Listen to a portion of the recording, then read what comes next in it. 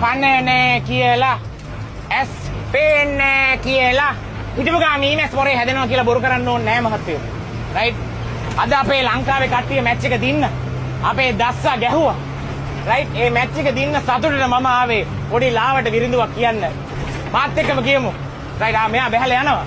සල්ලි දෙන්න නැතුව කමක් නෑ ඔය යන්න. කමන්නේ. අවුලක් නෑ මම සින්දුවක් කියන්නම් මාත් එක්ක කියන්න.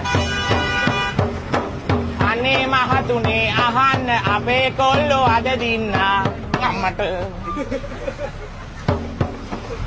අපේ දස්සා දෙකට නැමිලා ඔටු ටිකට තඩි බෑවා ඉන්න සැබැයි හැබැයි සවුද දෙපා කනවා